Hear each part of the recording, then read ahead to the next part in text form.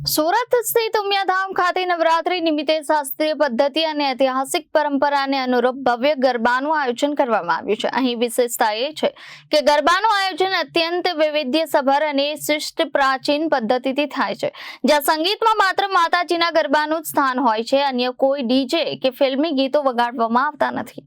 સુરત સ્થિત ઉમિયાધામ ખાતે નવરાત્રી નિમિત્તે શાસ્ત્રીય પદ્ધતિ અને ઐતિહાસિક પરંપરાને અનુરૂપ ભવ્ય ગરબાનું આયોજન કરવામાં આવ્યું છે। અહીં મંદિરમાં મહિલાઓ પરંપરાગત સાડીઓમાં સજ્જ થઈ માથા પર તાંબાના ગરબા ધારણ કરી ભક્તિભાવ સાથે ગરબા રમે છે। આ દ્રશ્યો માત્ર એક સાંસ્કૃતિક પ્રસંગ નહીં, પણ ભક્તિ અને પરંપરાનું જીવંત પ્રતીક છે।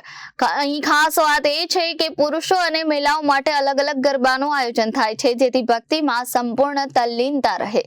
વિશ્વના અનેક ખૂણાઓથી એનઆરઆઈ ભક્તો પણ ઉમિયાધામમાં ખાસ આવે છે। આ પ્રાચીન ગરબાનું અદ્ભુત સૌંદર્ય જોવા માટે નવરાત્રીમાં આઠમના દિવસે વિશેષ મહાઆરતીનું આયોજન થાય છે, જેમાં 20,000થી વધુ દીવડાઓ સાથે ભક્તો માતાજીની આરતીનો લાભ લે છે। આ દિવ્ય પ્રસંગના આકાશી દ્રશ્યો ભાવિકોના આંખોમાં ભક્તિના આંસુ લાવે છે।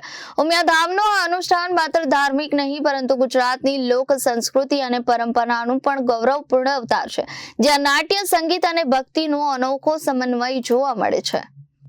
Reporter Arvind Rathod, Janadesh news, Surat.